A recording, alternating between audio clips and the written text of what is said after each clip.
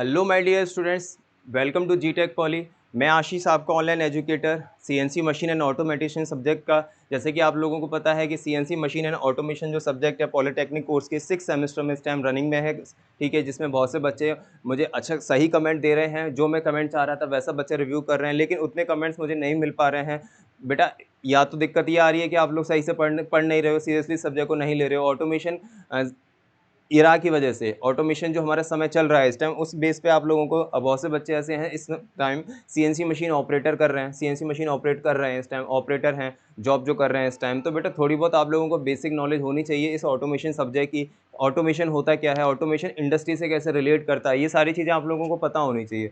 तो बेटा कमेंट कीजिए, लाइक कीजिए, चैनल को सब्सक्राइब कीजिए। जितना ज़्यादा कंटेंट आपको मिल रहा है उतना आप लोग उसका फ़ायदा उठाइए। डेली बेसिस पे लेक्चर इस सब्जेक्ट के प्रोवाइड हो रहे हैं आप लोगों को, ठीक है, जिसमें आप लोगों की फर्स्ट यूनिट टोटली कंप्लीट हो चुकी है। उसका जो पीडीएफ कंटेंट है Hindi plus English dual language में आप लोगों का जी टेक पॉली के टेलीग्राम चैनल पर अपलोड करवा दिया गया है। ठीक है, सेकंड यूनिट जो है आप लोगों की कंस्ट्रक्शनल डिटेल्स एंड टूलिंग जो है वो मैं ऑलमोस्ट कंप्लीट करा चुका हूँ, जिसका लास्ट लेक्चर में मैंने आप लोगों को ऑटोमेटिक टूल चेंजर जो टॉपिक चल रहा था वो मैंने आप लोगों को कराया था कि ऑटोमेटिक टूल चेंजर क्या होता है। इसके बारे में डेफिनेशन मैंने आप लोगों को बता दी थी। ठीक है, इसके बाद इसके दो टाइप्स होते हैं, इसका डायग्राम भी मैंने आप लोगों को बता दी था। ये ऑटोमेटिक टूल चेंजर होता है जिसके मेनली इसको बनाने का भी मैंने आप लोगों को एक बहुत अच्छा टेक्निक बताया था कि मेनली 3 चीज़ हमें इसमें दिखानी है। पहली चीज़ दिखानी है कि ये जो हमारा सर्कुलर टूल मैगजीन है, इसको एक सर्कुलर बेस में दिखाइएगा, डिस्क फॉर्म में दिखाइएगा, और उस पर हमारे डिफरेंट टाइप के जितने टाइप के टूल्स के नेम आपको पता हो उतने टाइप के टूल्स यहाँ पे आप लोग दिखा दीजिए। ऐसा ना हो कि कोई टूल बना दिया आपको उसका नाम ही नहीं पता तो आप दिखाओगे नहीं। उतने ही टूल बनाइए जितने आपके टूल के नाम आप लोगों को पता है। ठीक है, सेकंड आप लोगों को मैंने बताया था कि इसमें हम लोगों का स्प्रिंग फॉर्मिंग पैनल बना हुआ है। स्प्रिंग फॉर्मिंग पैनल हमारा यहाँ पे जगह जगह पे ये जगह जगह पे हमारा यहाँ पे स्प्रिंग्स लगी हुई हैं। ठीक है, तो जितनी स्प्रिंग्स आप लोग दिखाओगे यहाँ पे स्प्रिंग पैनल नाम उसका आप मेंशन कर दोगे। तीसरा क्या था, ऑटोमेटिक टूल चेंजर आर्म है कि जो हमारे टूल चेंज हो रहा है वो एक आर्म से चेंज हो रहा है। ठीक है, अपनी जगह से छूटकर दूसरी जगह पे जा रहा है कटिंग करने के लिए, तो वो एक आर्म यानी कि भुजा, आर्म को हम लोग भुजा बोलते हैं, उससे चेंज हो रहा है। तो उसे आप लोग दिखा दीजिए, जिसे यहाँ पर है ना 3 नंबर में दिखाया है ऑटोमेटिक टूल चेंजर आर्म। तो ये 2-3 चीज़ें हैं जो मेन है, और उसके बाद आप इसका बेसिक जो कंस्ट्रक्शन के लिए बेस बनाते हैं हम लोग, ठीक है, वो बना दीजिए। एटीसी का डायग्राम आप लोगों का बन के रेडी हो जाएगा। ठीक है, तो ये छोटी छोटी चीज़ें हैं जो आप लोगों को एग्जाम में अच्छे मार्क्स दिला सकती हैं। ठीक है, उसके बाद मैंने इसके कौन कौन से एग्जाम्पल्स थे, एग्जाम्पल मैंने सॉरी कौन कौन से इसके टाइप्स थे। पहला तो था रोटरी स्टाइल वन। ठीक है, पहला वन क्या था, रोटरी स्टाइल था। मतलब जो हमारे टूल्स लगे हुए हैं, ये वाइट स्पॉट जो मैंने दिखाए हैं, ये जितने होल्स हैं इसमें हमारे क्या लगे हुए हैं, टूल्स लगे हुए हैं। ठीक है, और ये टूल जिस मैगजीन में लगे हुए हैं वो सर्कुलर शेप की है, यानी सर्कुलर डिस्क है। ये घूमकर अपनी पोजीशन को चेंज करके कटिंग टूल को पोजीशन तक पहुंचाएगी। ठीक है, उसके बाद ये हमारा लीनियर में था। यहाँ पे देखो इस तरीके से ये घूमेगा, इस तरीके से चलेगा ये। ठीक है, तो ये लीनियर गति कर रहा है, रेखी गति कर रहा है। ठीक है, एक डिस्टेंस तक, मतलब कि यहाँ से लेके यहाँ तक तो ये रेखी गति करेगा, उसके बाद ये वृत्तीय गति करना शुरू कर देगा, यानी आर्क, चाप के रूप में, चाप के रूप में आर्क गति का फिर से रेखी गति करेगा। तो ये कौन सा हो जाएगा हमारा, ये लीनियर स्टाइल का हो जाएगा, यानी कि रेखी गति के आधार पर। ठीक है, जिसमें डिफरेंट टाइप के होल्स दिख रहे हैं आप लोगों को, यहाँ पे टूल्स लगे हुए हैं। तो मैंने आप लोगों को ऑटोमेटिक टूल चेंजर बता दिया था। उसके बाद आप लोगों का आता है पैलेट सिस्टम। आप लोग देख पा रहे होगे ये वाला डायग्राम। ठीक है, ये हमारा पैलेट सिस्टम का डायग्राम है। ये 1 2 3 4 5 6 7 नंबरिंग अगर मैं करूँ तो 1 2 3, वाइट कलर दिख रहा है आप लोगों को, 3 4 5 6, ठीक है, और ये 7। ये भी हट के जब इधर आ जाए, ये भी हट के जब इधर आ जाएगा, ठीक है, फिर ये इधर घूम जाएगा, फिर ये हट के इधर आ जाएगा, फिर ये घूम जाएगा, और ये अपनी जहाँ से जाना होगा अपनी फाइनल पोजीशन या फाइनल डेस्टिनेशन तक, ये वहाँ पहुँच जाएगा। मतलब इसकी जो डेस्टिनेशन होगी, फाइनल डेस्टिनेशन,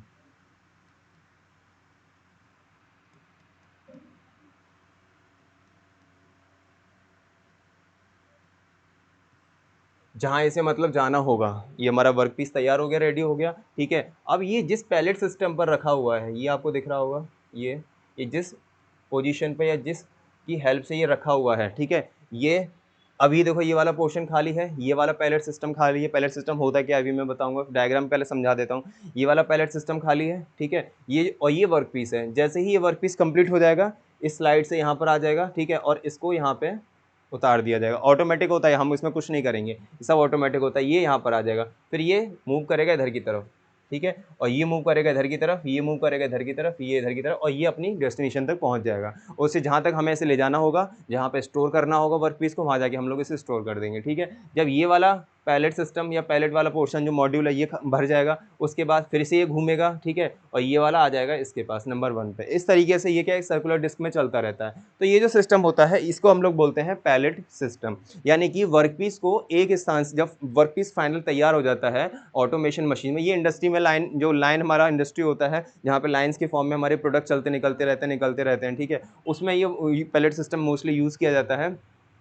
तो जब वर्क पीस हमारा फाइनली कंप्लीट हो जाता है और जब उसे उतारा जाता है, हम लोग नहीं उतारेंगे, ऑटोमेटिक उतरता है, तो उतारने से पहले वो एक डिस्क की फॉर्म में घूमता है। आप लोगों ने देखा होगा रिफिलिंग की जाती है बोतलों की, बोतलों के अंदर जब कोल्ड ड्रिंक्स वगैरह जो मतलब या कोई भी लिक्विड फिल किया जाता है, तो वो एक सर्कुलर डिस्क पे घूमते हैं। एक बोतल भर गई, फिर वो नेक्स्ट में पहुंच गई, फिर खाली वाली बोतल आ गई उसकी जगह पे, फिर वो रिफिल हो गई, फिर वो नेक्स्ट पे पहुंच गई, उसकी प्लेस पे खाली वाली बोतल आ गई। तो इस तरीके से जो घूम के जो बोतलें रखी हुई हैं, और फिर वो बोतलें जहाँ पे रखनी होती हैं या जहाँ पहुँचानी होती हैं वहाँ तक पहुँच जाती हैं, जिसे हम लोग फाइनल डेस्टिनेशन बोलते हैं, ठीक है। तो इस तरीके से जो सिस्टम यूज़ किया जाता है उसे हम लोग बोलते हैं पैलेट सिस्टम। ये पूरा का पूरा असेंबली है पैलेट सिस्टम की। आप लोगों को ये डायग्राम नहीं बनाना है, सिर्फ मैंने वर्चुअली आप लोगों को इमेजिन कराने के लिए डायग्राम दिखाया है, ठीक है। और आप लोग चाहो तो आप इसे बना भी सकते हो। आप लोगों को सिर्फ एक ये वाली देखो, ये वर्क पीस आ रहा है इधर से, ये वर्क पीस आप लोगों का आ रहा है, ठीक है, यहाँ ये खाली है, यानी कि ये वाला जो वर्क पीस था ये पहले यहाँ पे था, ये यहाँ से उठकर यहाँ पर आया है, ठीक है, फिर ये उठकर यहाँ पर जाएगा खाली वाले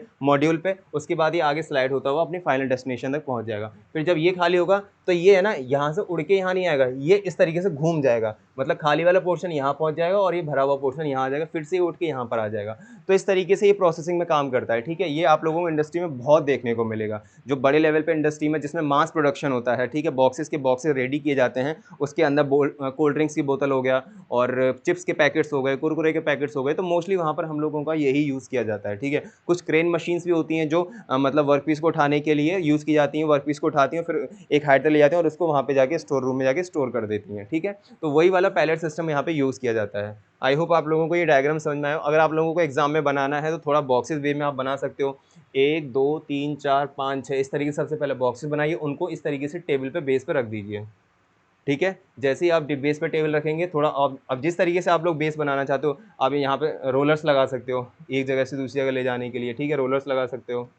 और बेस बना देंगे तो एक दो यहाँ पे 4-5 इस तरीके से मॉड्यूल बना दीजिए, जो जिसमें से 2 खाली दिखा देना, 2 भरे हुए मॉड्यूल दिखा देना, और जो भरे हुए मॉड्यूल्स हैं उनको दिखा देना ये वर्क पीस है आप लोगों के, जो मतलब फाइनल वर्क पीस है जिनको फाइनल डेस्टिनेशन तक पहुँचाना है, ठीक है। उसके बाद एक ये इस तरीके से एक आर्म दिखाइएगा आप,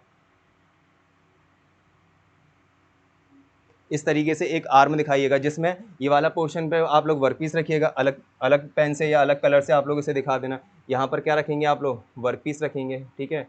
कुछ इस तरीके से थोड़ा इसे सजा देना, डेकोरेट कर देना वर्कपीस को, और ये वाला पोर्शन आप खाली रखिएगा, ठीक है। और इसे अब अंदर की आप ये वाली टर्मिनोलॉजी मत बनाइए, ठीक है। इसे बस आप इस तरीके से दिखा दीजिए कि हाँ ये घूम सकता है अपनी एक्सिस पे, तो वर्कपीस वाला पोर्शन यहाँ आ जाएगा, खाली वाला पोर्शन वहाँ पहुँच जाएगा। तो इसे आप लोग इससे ऐड कर सकते हो, और इससे जो वर्कपीस उतरा है उस वर्कपीस को आप लोग यहाँ पे दिखा दीजिएगा इस तरीके से, तो आप बता सकते हो कि ये वर्कपीस यहाँ से यहाँ पे आया है। तो इस तरीके से आप लोग मतलब पायलट सिस्टम को भी ड्रॉ कर सकते हो। ऐसा नहीं है कि सर ये बहुत कॉम्प्लिकेटेड डायग्राम है। इमेजिनेशन बढ़ाओ, इमेजिनेशन बढ़ाने के बाद आप लोगों को मेन चीज़ें ध्यान रहेंगी, 2-3 बार प्रैक्टिस करोगे, और डायग्राम भी प्रैक्टिस करने से ही आता है। एक बार देख लो कि दिमाग में तो बैठ जाएगा, लेकिन हो सकता है जब एग्जाम में करने बैठो तो आप लोग भूल जाओ कि पहले शुरुआत कहाँ से करूँ। तो आप 1-2 बार प्रैक्टिस करोगे, बेसिक चीज़ें बना लीजिए, ठीक है, समझ में आ जाएगा कि पायलट सिस्टम होता क्या है, कि वर्कपीस को उतारा जाता है फिर उसे अपनी फाइनल डेस्टिनेशन तक पहुँचाया जाता है। तो इस तरीके से डिस्क चलती है ये, यहाँ से वर्कपीस लोड हुआ, ठीक है, यहाँ अनलोडिंग हो गया, फिर यहाँ से लोड हुआ, फिर घूमेगा, फिर अनलोडिंग हो जाएगा, मतलब लोडिंग और अनलोडिंग ही इसमें चलता है वर्कपीस को, ठीक है। तो ये हमारा पैलेट सिस्टम होता है। अब इसकी डेफिनेशन को हम एक बार डिटेल में पढ़ लेते हैं। ये होता है हमारा पैलेट सिस्टम। अब pallet is a movable, movable का मतलब क्या होता है, मूवेबल का मतलब होता है गति करने वाला।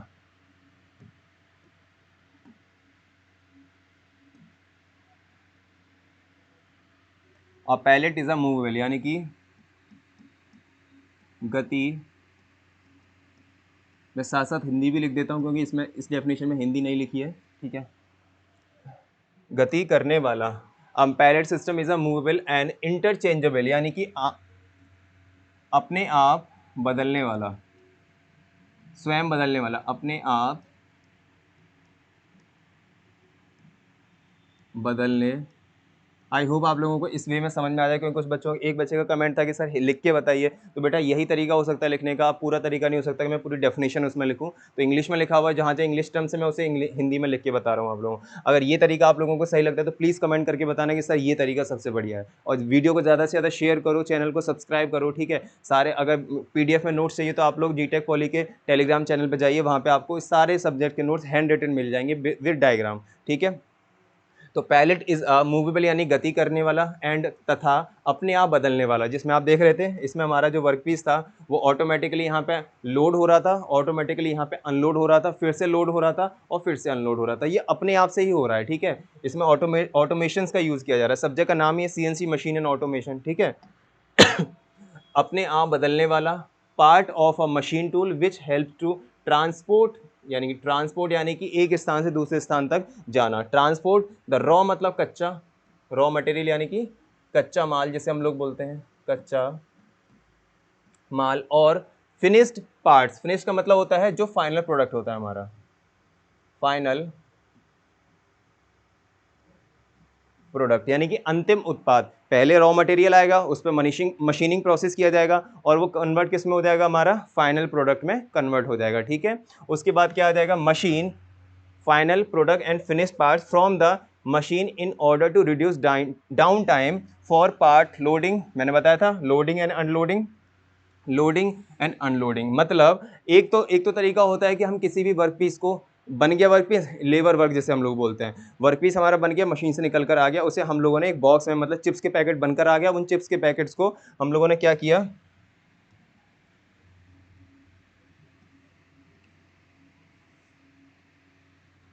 चलो मैं अब आप लोगों को डायग्राम ही बना के दिखा देता हूँ, इमेजिनेशन पावर के थ्रू जितना मैंने समझा उसको मैं बना देता हूँ, ताकि आप लोगों को थोड़ा एक आइडिया मिल जाए कि आप लोग कैसे बना सकते हो, ठीक है। कमेंट करके ज़रूर बताना कि डायग्राम कैसा बना है, ठीक है। जितना मेरे को समझ में आया उसमें उतना मैं आप लोगों को बता रहा हूँ,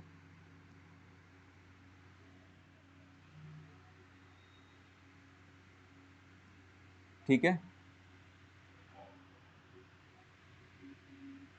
और यहाँ पर आप दिखा सकते हो इस तरीके से घूमेगा अपनी एक्सिस पे। यहाँ पे अलग अलग तरीके के पेन से आप लोग वर्कपीस को दिखा सकते हो,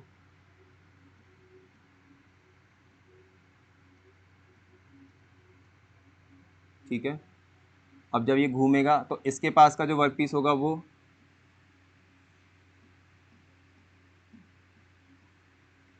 इस वाले पार्ट को तो लोडिंग बोलेंगे।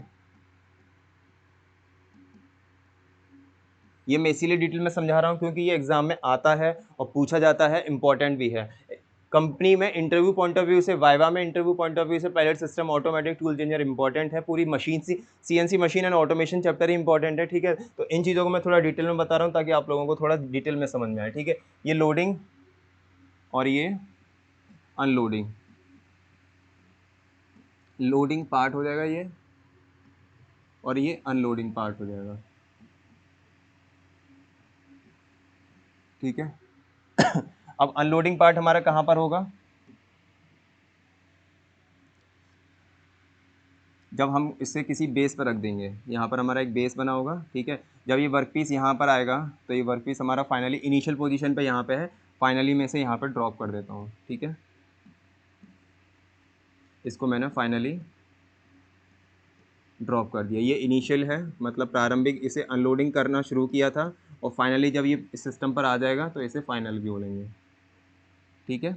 यहाँ से यहाँ पर आ जाएगा, उसके बाद क्या ड्रॉ होगा, अब इसके डिफरेंट टाइप के पार्ट्स कनेक्शन करना शुरू कर दो, इस तरीके से यहाँ पर एक कनेक्शन यहाँ कर दो, ठीक है। उसी तरीके से अब क्योंकि चेन फॉर्म में चलता है तो यहाँ पे एक चेन फॉर्म आप इस तरीके से बना सकते हो।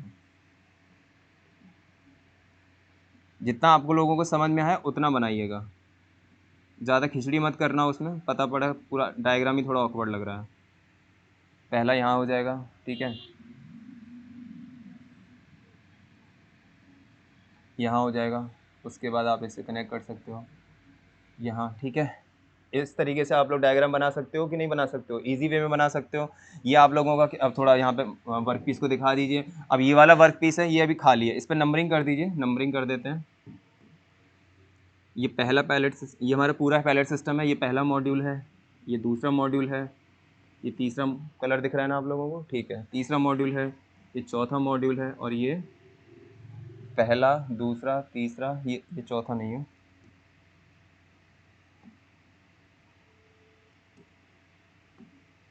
ठीक है, ये चौथा मॉड्यूल है। और यहाँ इस, और फाइनली ये हमारा अनलोडिंग हो जाएगा। यहाँ पर हमारा वर्क पीस जो होगा, ये कलर सेम ध्यान रखना है कि हमें कलर से पता पड़ जाए कि हमें एग्जैक्टली कौन सी चीज़ कहाँ पे बना रहे हैं, ठीक है। ये वर्क पीस, और ये फाइनली हमारा क्या हो जाएगा, ये अनलोड हो जाएगा, ठीक है। अब ये वाला वर्क पीस जो है, जो हमारा यहाँ से आया है इस रोटरी टेबल से, यानी घूमने वाली जो टेबल है उससे जो आया यहाँ पे, ठीक है, इसे आप लोग वर्किंग टेबल बोल सकते हो।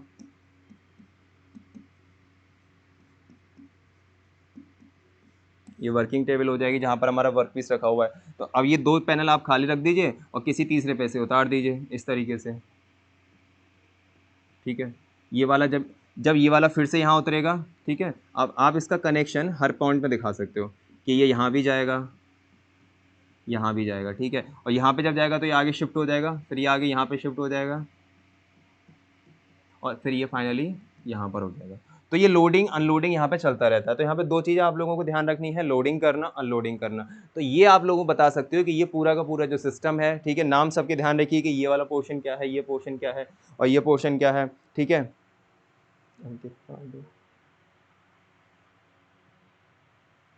ठीक है, तो इस तरीके से आप थोड़ा छोटे वे में, अब चाहो तो इसे एक पर्टिकुलर पूरे बॉक्स में बना सकते हो, बॉक्स के अंदर ये सारी चीज़ें दिखा सकते हो। आप चाहो तो इसे एक सर्कुलर फॉर्म में दिखा सकते हो। तो जैसा आप लोगों को ठीक लगता है वैसा आप इसे दिखाइए। आप लोगों को एग्जाम में अच्छे मार्क्स में थोड़ा शेड कर देना, चाहो तो आप देखो इसे थोड़ा 3D में बना सकते हो।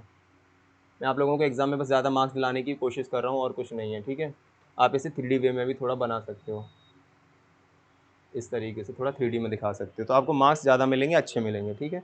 तो ये पैलेट सिस्टम आप बना सकते हो। उसके बाद क्या था,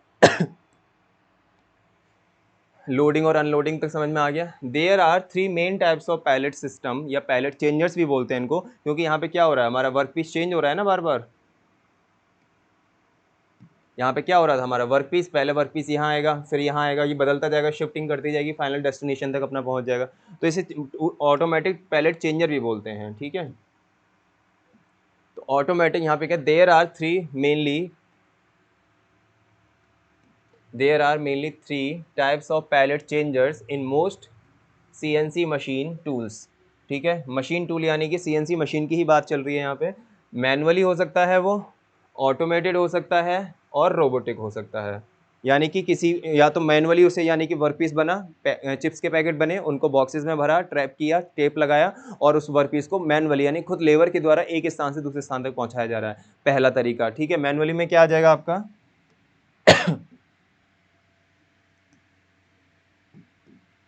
यानी कि जो पैलेट चेंजर है आपका, वो कितने टाइप का है मेनली।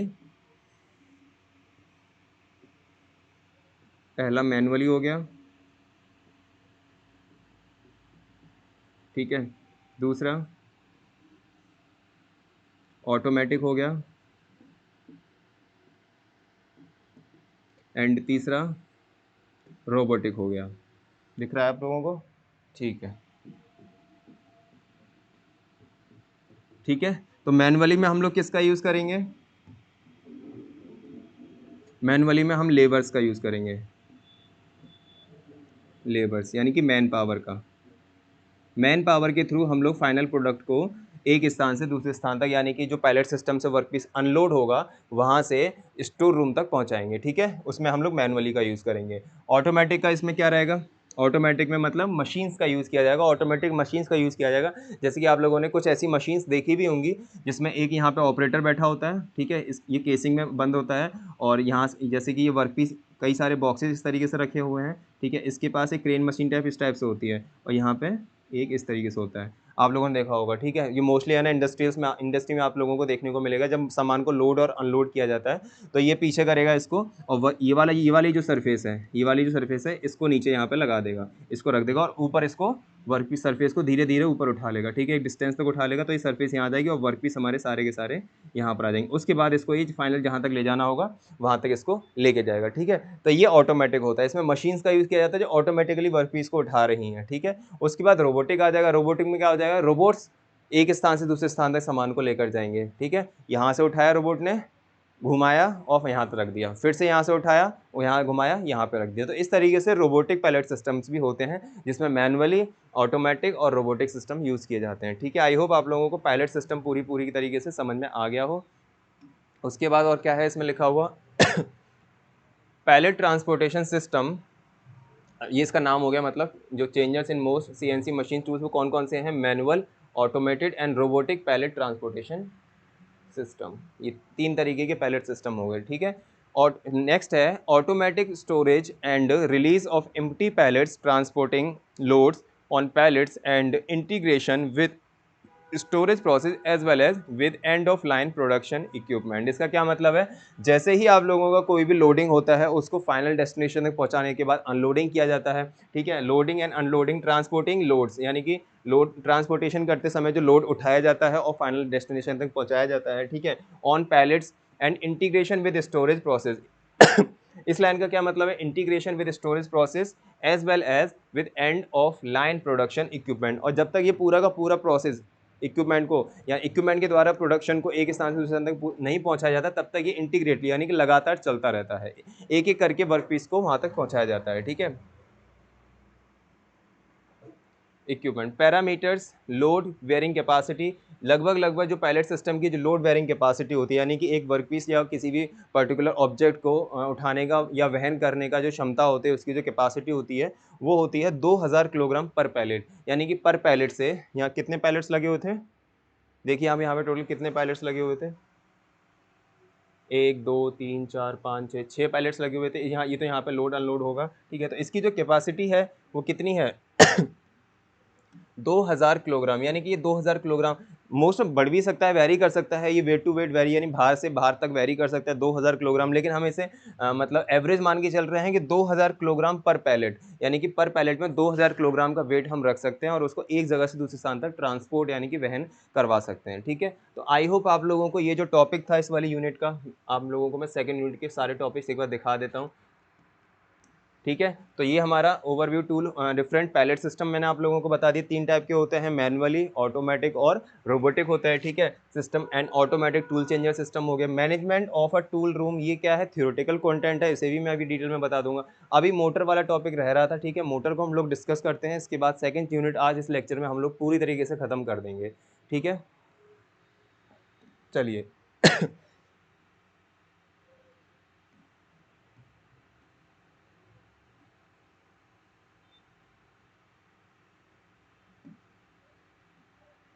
तो हम लोगों ने मोटर के बारे में पढ़ना था कि मोटर इसमें मोस्टली मोटर का क्यों क्या यूज़ होता है, किसी भी इक्विपमेंट या मतलब किसी भी डिवाइस में हम लोग किसी भी मशीनरी में हम मोटर का क्यों यूज़ करते हैं।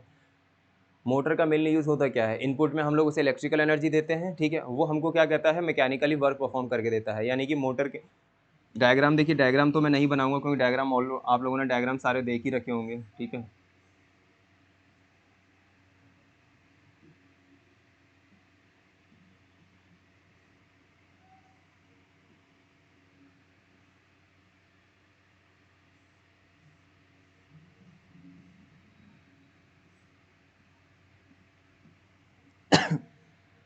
ये घूमती है हमारी शाफ्ट, ठीक है।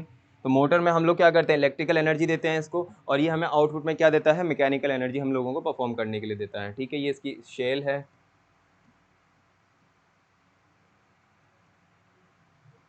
ये शेल है, ठीक है, ये बेस है, ये फिन्स हैं जो कूलिंग्स के लिए यूज़ की जाती हैं, एयर के लिए, मतलब एयर यहाँ से सर्कुलेट होगी तो अंदर वाले जो पार्ट चलते समय गर्म होते हैं उनकी कूलिंग के लिए फिन्स यहाँ प्रोवाइड करे जाते हैं। ये शाफ्ट है, ठीक है। तो अगर मैं इसे डायग्राम यानी कि लाइन डायग्राम के थ्रू बताऊं कि यानी कि ये मोटर, ठीक है, हम लोग इसे इलेक्ट्रिकल एनर्जी इनपुट में दे रहे हैं, ये हमारा इनपुट हो जाएगा, ठीक है, और ये आउटपुट में हमको क्या देगा, मैकेनिकल वर्क।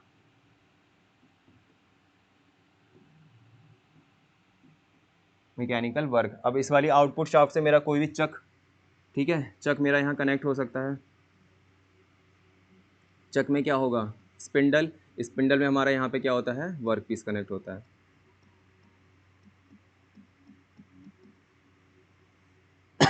और ये जब मोटर घूमती है, ठीक है, ये इससे मतलब कि कनेक्ट होती है, तो हमारा वर्क पीस भी घूमता है। इस तरीके से हमारा यहाँ पे कनेक्शंस लगे होते हैं। तो इलेक्ट्रिकल एनर्जी हम लोग इनपुट में देते हैं मोटर को, और आउटपुट में हम लोग मैकेनिकल वर्क देते हैं। तो जब आप लोग मोटर का डायग्राम या मोटर के बारे में पूछे, ये ऑटोमेशंस में मोटर का क्या रोल है, तथा डिफरेंट टाइप की मोटर्स में कौन कौन, मतलब किन किन टाइप की मोटर्स सीएनसी मशीन में यूज़ की जाती हैं, ठीक है। तो आप लोग मोटर का एक बेसिकली छोटा सा डायग्राम बना देना। उसके बाद मेन इसका फंक्शन क्या होता है, इलेक्ट्रिकल एनर्जी इनपुट के रूप में देना और आउटपुट में मैकेनिकल वर्क लेना, ठीक है। किसी भी आउटपुट में मैकेनिकल वर्क कहाँ मिल रहा है हमें, चक को घुमाने के लिए, चक हमारा घूम रहा है जिसमें हमारा वर्क पीस लगा हुआ है, ठीक है। उसके बाद मशीनिंग ऑपरेशन परफॉर्म किया जाता है। तो मोटर्स का मेनली यही यूज़ होता है कि किसी भी मैकेनिकल इक्विपमेंट या मैकेनिकल पार्ट को चलाने के लिए, मैकेनिकल एनर्जी प्राप्त करने के लिए हम लोग मोटर का यूज़ करते हैं, ठीक है। तो मेनली जो मोटर होती हैं वो हमारी सीएनसी मशीन्स में दो प्रकार की मोटर्स यूज़ की जाती हैं, ठीक है। एक तो है हमारी इलेक्ट्रिक ड्राइव मोटर, पहली जो मोटर है, क्योंकि मुझे डिफरेंस भी करने होंगे तो मैं आप लोगों को, जो मोटर्स यूज़ हो रही हैं सीएनसी मशीन्स में, सीएनसी, आप सीएनसी मशीन मत लिखिए, ऑटोमेशन लिखिए, क्योंकि ये पूरा जो चैप्टर चल रहा है ये ऑटोमेशन का ही पार्ट है, ठीक है।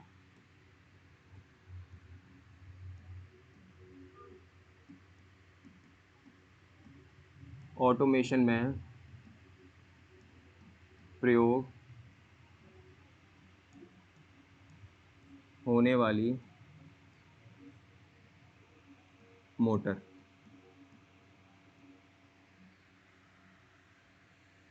क्वेश्चन कैसे बनेगा, अगर बनता है तो, वैसे तो इंपॉर्टेंट इतना नहीं है लेकिन अगर क्वेश्चन बनता है तो कैसे बनेगा कि ऑटोमेशंस में या सीएनसी एनसी डीएनसी मशीन्स में मोटर का क्या फंक्शन है, यानी मोटर का क्या कार्य है, तथा कितने प्रकार की मोटर्स ऑटोमेशंस में यूज़ की जाती हैं, उनमें अंतर बता दो। मैं अंतर भी लिखाऊंगा, और उन अंतर को या तो आप पैराग्राफ के फॉर्म में लिख लेना या 1 to 1 करके पॉइंटिंग के फॉर्म में लिख लेना, ठीक है। इस टाइप से क्वेश्चन पूछ सकता है, या फिर किन्हीं दो मोटर जो ऑटोमेशंस में यूज़ की जा रही हैं उनके बीच में वो अंतर को पूछ सकता है, ठीक है।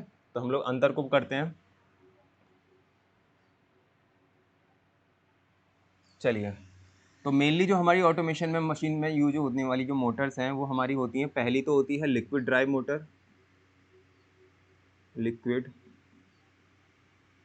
ड्राइव मोटर, ठीक है। और सेकंड है इलेक्ट्रिक ड्राइव मोटर,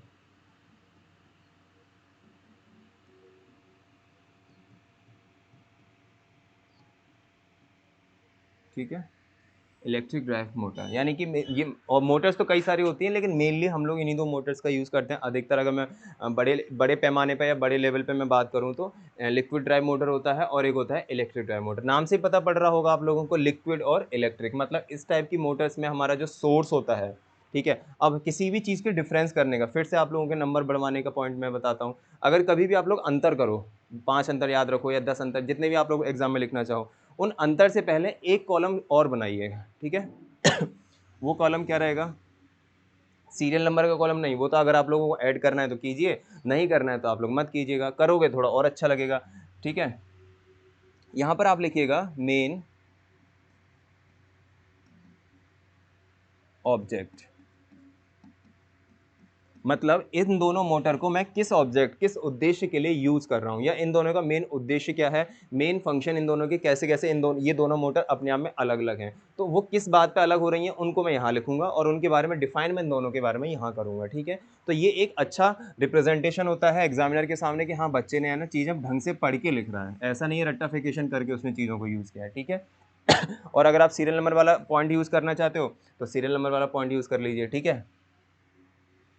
तो पहला पॉइंट हमारा क्या रहेगा, पहला पॉइंट क्या रहेगा, सोर्स, यानी कि स्रोत। इसका मतलब क्या है, इसमें जो इस मोटर को चलाने के लिए सोर्स क्या है और इस वाली मोटर को चलाने के लिए सोर्स क्या है, तो नाम से पता पड़ रहा है कि इसमें हम लोग है ना कंप्रेस्ड लिक्विड का यूज कर रहे हैं, ठीक है। इसमें हम लोग फ्लूइड का यूज़ कर रहे हैं, फ्लूइड लिख लीजिए, फ्लूइड यानी कि तरल। इसमें तरल का यूज़ किया जा रहा है, ठीक है। और इसमें हम लोग किसका यूज़ कर रहे हैं, इसमें हम लोग इलेक्ट्रिकल एनर्जी का यूज़ कर रहे हैं।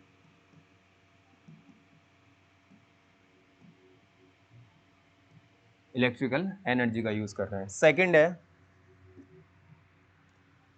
वेट यानी कि भार। अब आप खुद बताइए, एक होती है किसी चीज़ को ऑपरेट करने के लिए इलेक्ट्रिकल एनर्जी यूज़ कर रहे हैं, ठीक है। एक चीज़ होती है किसी को ऑपरेट करने के लिए हम लोग तरल का यूज़ कर रहे हैं। अब जब आप किसी भी तरल या किसी फ्लूइड का यूज़ करोगे तो उसे स्टोर करने के लिए स्टोरेज टैंक चाहिए, उसे कंप्रेस करने के लिए कुछ सिलेंडर्स चाहिए, ठीक है। और जब उसे कंप्रेस करने के लिए सिलेंडर्स यूज़ करोगे तो उसके अंदर भी कुछ ऐसे पार्ट्स होंगे जो उसे कंप्रेस करने के लिए यूज़ किए जा रहे होंगे। कौन कौन से, पिस्टन होता है, सिलेंडर होता है, क्रैंक, ये सारी चीज़ें होती हैं। तो इस वजह से क्या होता है, लिक्विड ड्राइव मोटर का जो वजन होता है, लिक्विड ड्राइव मोटर का जो भार होता है, वो इलेक्ट्रिक ड्राइव मोटर से थोड़ा थोड़ा नहीं, काफ़ी ज़्यादा होता है, ठीक है। आप इसे लिख सकते हो बल्कि या हैवी, जिसे हम लोग बोलते हैं भारी, यानी भार में बहुत ज़्यादा ही बल्कि या हैवी होती है, ठीक है। लेकिन इलेक्ट्रिक ड्राइव मोटर क्या होती है, हल्की होती है।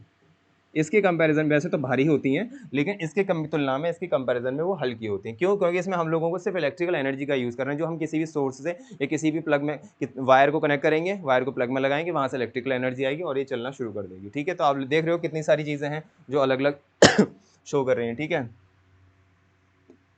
थर्ड क्या आता है हमारा पॉइंट, लुब्रिकेशन,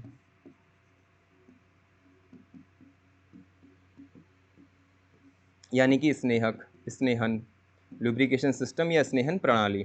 स्नेहन प्रणाली क्योंकि देखो मैकेनिकली है यहाँ पे, तो मैकेनिकल पार्ट्स के बीच में आप लोगों को पता होगा यहाँ पे डिफरेंट टाइप की पार्ट्स के बीच में फ्रिक्शन ज़्यादा होता है, तो वहाँ पे लुब्रिकेशन, कूलेंट यहाँ पे हमें टाइम टू टाइम प्रोवाइड कराना होता है, ठीक है। क्योंकि मैकेनिकल पार्ट जब आपस में एक साथ कनेक्ट होकर चलते हैं, फ्रिक्शन जनरेट होता है, उसमें कूलिंग क्रिएट होती, कूलिंग करने के लिए, लुब्रिकेशन करने के लिए यहाँ पे लुब्रिकेशन सिस्टम ज़्यादा मतलब कॉस्टली होता है। लेकिन इस केस में लुब्रिकेशन सिस्टम ज़्यादा कॉस्टली नहीं होता या बहुत कम ज़रूरत पड़ता है, ठीक है। तो हम इसे बोल सकते हैं अधिक नीड होती है, ठीक है। और इसमें मैं बोल सकता हूँ कम नीड होती है,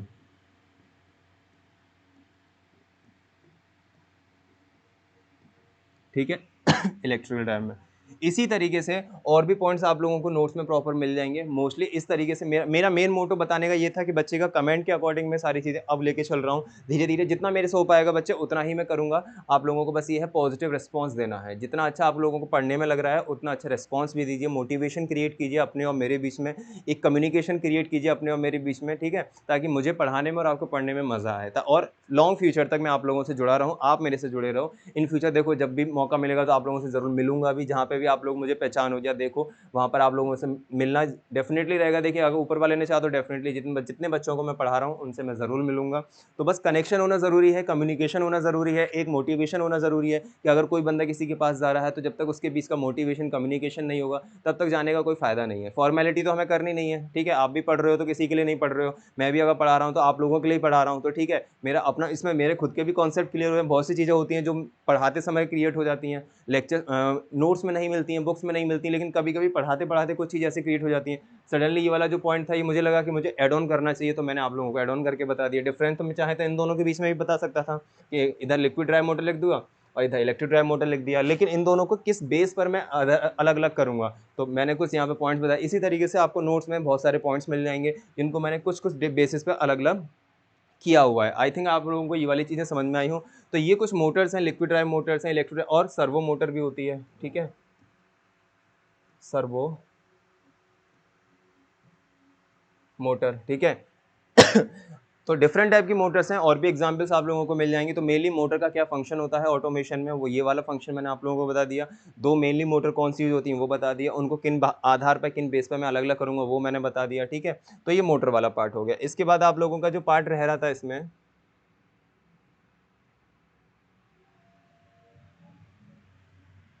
ऑटोमेटिक टूल चेंजर हो गया, ठीक है। और आप लोगों का ये वाला मोटर वाला भी पार्ट हो गया। लीड स्क्रू मैंने आप लोगों को समझा ही दिया, नोट्स में आपको सारी चीज़ें मिल जाएंगी। स्वाफ रिमूवल सेफ्टी आप लोगों को विद डायग्राम मैंने समझा दिया है, सारी चीज़ें। गार्डिंग डिवाइसेस हैं वो ये भी मैंने आप लोगों को बता दिया है, ठीक है। कटिंग टूल्स के बारे में बता दिया है। अब आपका मैनेजमेंट ऑफ टूल रूम बचा हुआ है, ठीक है। अब देखो ये management of a tool room, ये वाला जो टॉपिक है आप चाहो तो खुद से भी कर सकते हो, लेकिन अगर आपको लगता है कि आप लोगों नहीं सर आप ये वाला हमें समझा दीजिएगा, तो मैं बिल्कुल डेफिनेटली उसे समझा दूंगा। तो मोस्टली टॉपिक जो है आप लोगों के इस वाले चैप्टर में कंस्ट्रक्शनल डिटेल्स एंड टूलिंग वाला जो पार्ट है वो ओवरऑल खत्म हो चुका है, ठीक है। तो हम कोशिश करते हैं कि जब भी हम नेक्स्ट लेक्चर में जुड़ेंगे, अभी मैं इस वाले टॉपिक को फिनिश अप करा दूंगा, ठीक है। मैं चाह रहा हूँ कि ये वाला टॉपिक यहीं खत्म हो जाए, ताकि सेकंड यूनिट ओवरऑल कंप्लीट होके आपको फर्स्ट यूनिट और सेकंड यूनिट के नोट्स जो रहेंगे टेलीग्राम चैनल पर अपलोड करवा दिए जाएंगे। वहाँ से आप लोग उस चैनल को ज्वाइन कीजिए, जीटेक पॉली चैनल को ज्वाइन कीजिए। यूट्यूब चैनल जो इसमें चल रहा है जिसमें आपका ये सब्जेक्ट रनिंग में है, इसको सब्सक्राइब कीजिए, लाइक कीजिए। और जितने और भी स्टूडेंट्स आप लोगों के और भी फ्रेंड्स आप लोगों के जो कनेक्ट में हैं कि अगर उन्हें सीएनसी मशीन ऑब्जेक्ट की अगर नीड है बेसिक में डिटेल में पढ़ने के लिए, तो आप लोग इस चैनल को वहाँ तक पहुँचाइए, ठीक है। तो हमारे जो जूनियर्स हैं फोर्थ सेमेस्टर में और सेकंड सेमेस्टर में जिनको आरएसी सब्जेक्ट की नीड है, आरएसी सब्जेक्ट जीटेक पॉली के एप्लीकेशन पे चल रहा है, तो बहुत ही मिनिमम प्राइस में 199 प्राइस में वो चल रहा है इस टाइम। तो आप उन दोस्तों से कहिए, उन फ्रेंड सर्कल में पहुँचाइए कि आप लोगों को वहाँ बेसिक से कॉन्सेप्ट, डिटेल में कॉन्सेप्ट, डेप्थ में कॉन्सेप्ट समझाए जा रहे हैं, ठीक है। तो ज़्यादा से ज़्यादा मतलब कोशिश कीजिए कि जीटेक पॉली से जुड़े रहिए, या आप लोगों के लिए आने वाले फ्यूचर के लिए बेनिफिशियल रहेगा, ठीक है। आप लोगों का कनेक्शन हमसे बना रहेगा तो अच्छा रहेगा, ताकि आप लोगों को जितना फ़ायदा हम लोग प्रोवाइड कर सकें उतना फ़ायदा हम लोग आप लोगों को प्रोवाइड कराएंगे, ठीक है। तो हमारा ये वाला जो पार्ट था management of a tool room, ठीक है। तो management of a tool room वाला जो पार्ट है, इसमें हम लोग क्या करेंगे, इसमें हमारा मोस्टली क्या रहेगा,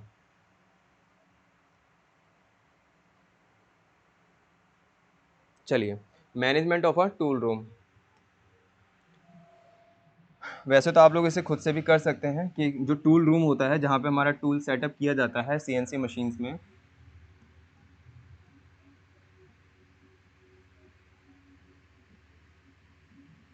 management of a tool room, यानी कि क्या है, टूल रूम का प्रबंधन,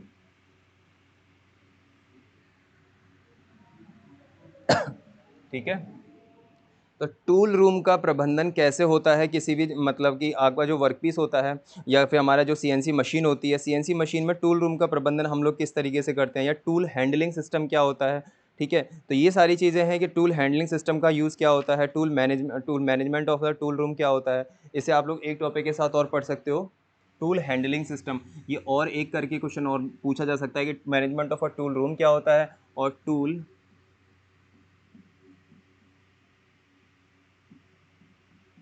हैंडलिंग सिस्टम, यानी कि टूल को हैंडल करने के लिए किस टाइप के सिस्टम का आप यूज़ करते हो, या टूल को हैंडल करने के लिए कितने टाइप के सिस्टम्स होते हैं यूज़ करते हैं। तो आपको टूल को हैंडल करने के लिए हम मोस्टली मैगजीन का यूज़ करते हैं, ऑटोमेटिक टूल चेंजर का यूज़ करते हैं। तो दो चीज़ें तो आप लोगों को यहीं से पता पड़ गई, एक तो टूल मैगजीन,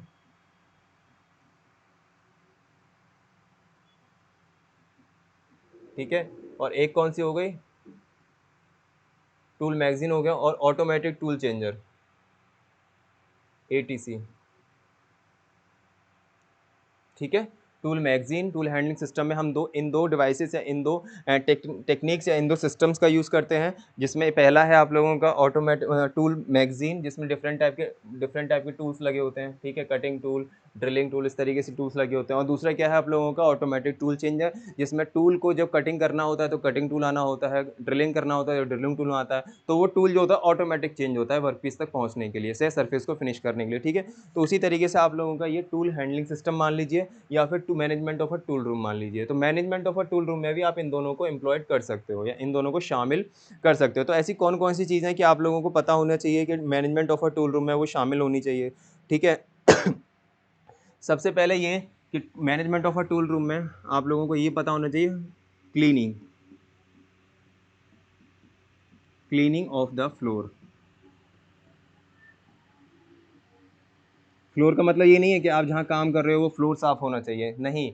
टूल रूम का मतलब होता है टूल जिस सीएनसी मशीन के अंदर यूज़ किया जा रहा है। और मान लीजिए ये मेरा कटिंग टूल टूल मैगजीन में लगा हुआ है, ठीक है, और इसे जाना है यहाँ तक वर्कपीस तक, ये मेरा वर्कपीस लगा हुआ है, ये मेरा टूल मैगजीन,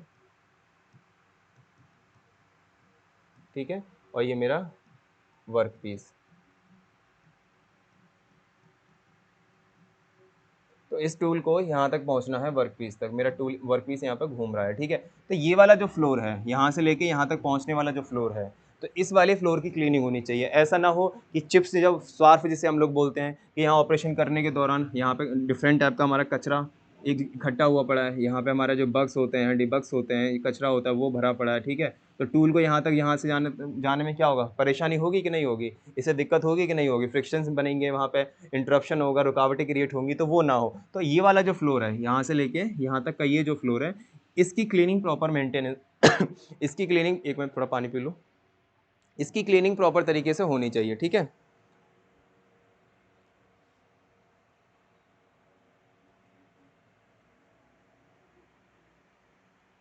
चलिए, तो पहला क्या हो जाएगा, क्लीनिंग ऑफ द फ्लोर, किसके लिए, कटिंग टूल के लिए, जब वो वर्क पीस तक वहां तक जाएगा। दूसरा हमारा कौन सा पॉइंट हो सकता है, सेफ्टी प्रिकॉशंस।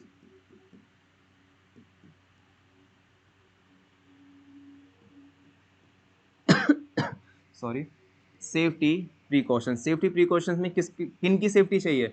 अब आप इसको दो पार्ट में डिवाइड कर सकते हो, ए और बी में। पहला सेफ्टी तो चाहिए मशीन की सेफ्टी, कि खुद सीएनसी मशीन की सेफ्टी होनी चाहिए, और दूसरी किसकी सेफ्टी होनी चाहिए, ऑपरेटर की सेफ्टी होनी चाहिए,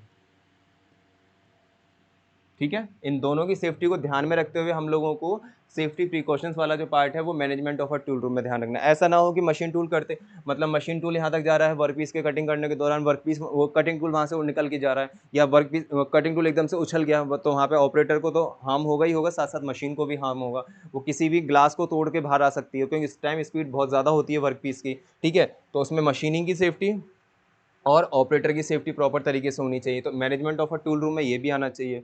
थर्ड पॉइंट क्या हो सकता है हमारा, मशीन, ये जो कटिंग टूल है जिस रास्ते से जा रहा है, इस पे प्रॉपर लुब्रिकेशन, लुब्रिकेशन की लुब्रिकेशन की पूरी अरेंजमेंट होनी चाहिए, लुब्रिकेशंस अरेंजमेंट।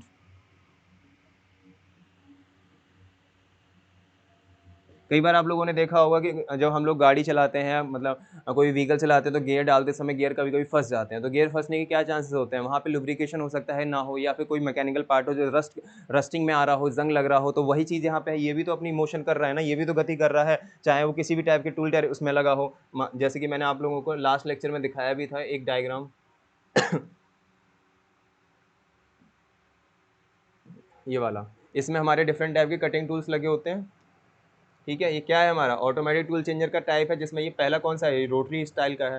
तो इसमें हमारे डिफरेंट टाइप के कटिंग टूल्स लगे होते हैं, ठीक है। और ये घूम किस पर रहा है, एक शाफ्ट पे घूम रहा है, या मोटर के थ्रू घुमाया जा रहा है ऐसे। तो मोटर की शाफ्ट आगे किसी तरीके से घूमना रुक जाए, कोई भी ऐसा रीज़न हो सकता है, रस्टिंग हो सकती है वहाँ पे, या प्रॉपर अलाइनमेंट नहीं हो रही है, प्रॉपर वहाँ पे लुब्रिकेशन नहीं पहुँच पा रहा है, लुब्रिकेशन की वजह से ही नहीं हो पा रहा है, तो वहाँ पे क्या है, फ्रिक्शन क्रिएट ज़्यादा हो रहा है, जिस वजह से जाम हो गया। तो ये हमारा कटिंग टूल जब पहुंचना होगा, या जिस कटिंग टूल को वर्कपीस तक जाना होगा वो नहीं जा पाएगा। तो इस तरीके से हम लोगों को प्रॉपर बीच बीच में क्या होना चाहिए हमारी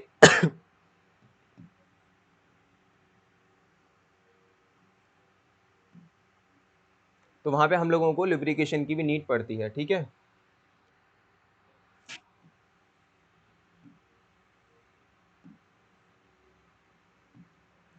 तो लुब्रिकेशन अरेंजमेंट प्रॉपर तरीके से होना चाहिए, ताकि टूल को एक स्थान से दूसरे स्थान तक जाने में प्रॉब्लम ना हो, ठीक है।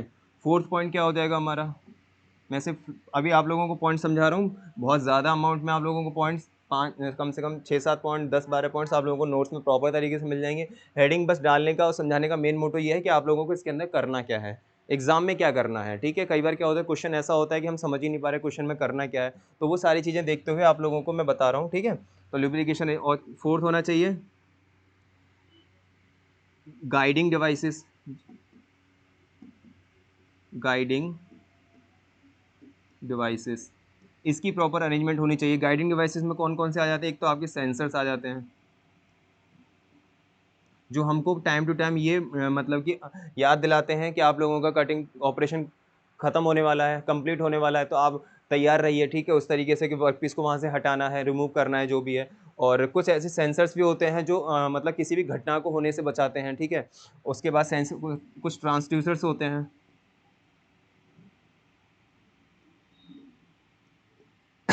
ठीक है, ट्रांसपॉन्डर्स होते हैं,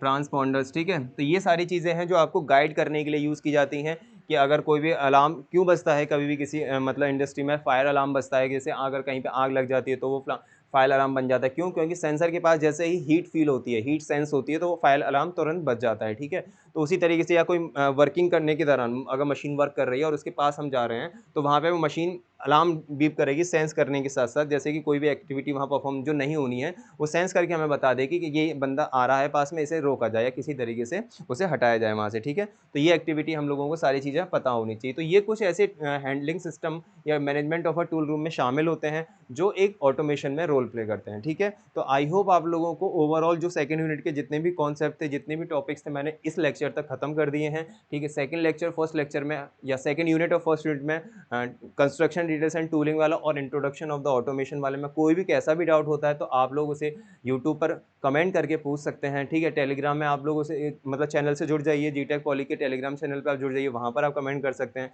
आपके हर एक कमेंट का मैं रिप्लाई करूँगा, जितना मेरे से पॉसिबल हो पा रहा है हर एक चीज़ को मैं आप लोगों के सामने परफॉर्म करने की कोशिश करूँगा, ठीक है। नेक्स्ट यूनिट का क्या रहेगा, थर्ड यूनिट जब कंप्लीट शुरू होगी, थर्ड यूनिट को मैं एक बार आपको दिखा देता हूँ कि थर्ड यूनिट में आप लोगों को क्या पढ़ना है क्या वो जो सॉरी थर्ड यूनिट मैंने इसमें अभी नहीं उठाई क्योंकि थर्ड यूनिट में थोड़ा प्रोग्रामिंग का पार्ट है, ठीक है। ये जो चौथी यूनिट है ये थोड़ी इजी है, कम टाइम की है, जल्दी खत्म हो जाएगी, जिससे आप लोगों की जो छोटी छोटी यूनिट्स हैं उनको मैंने पहले कवर कर लेना है, ठीक है। उसके बाद जब जैसे ही छोटी छोटी यूनिट्स कंप्लीट होती जाएंगी आप लोगों को मैं जो थर्ड यूनिट थी, ठीक है, प्रोग्रामिंग वाला जो पार्ट, प्रोग्रामिंग वाला जो पार्ट है उसे मैं उठा लूँगा। उसमें मैं आपको डिटेल में कौन कौन से कोड यूज़ किए जाते हैं, जी कोड, एम कोड, जो आप लोगों के ऑटोमेशन में यूज़ किया जाता है, जी कोड किस लिए यूज़ किया जाता है, एम कोड किस लिए यूज़ किया जाता है, ये सारी चीज़ें मैं आप लोगों को जब वो वाला पार्ट थर्ड यूनिट जब मैं पढ़ाऊँगा, पार्ट प्रोग्रामिंग उसका नाम है,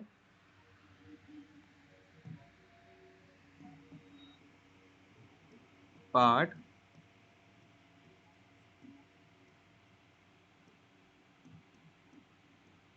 प्रोग्रामिंग, ठीक है। पार्ट प्रोग्रामिंग इसका नाम है। तो ये आप लोगों को मैं थर्ड यूनिट तब ये जो थर्ड यूनिट है तब कराऊंगा जब ये छोटे छोटे जो चैप्टर्स हैं ये कंप्लीट हो जाएंगे, ठीक है। तो जो नेक्स्ट लेक्चर में आप लोगों का मैं चैप्टर 4 शुरू कराऊंगा, ठीक है। तब तक के लिए आप लोग पढ़ते रहिए, जुड़ते रहिए जीटेक पॉली से ज़्यादा, तब थैंक यू वेरी मच।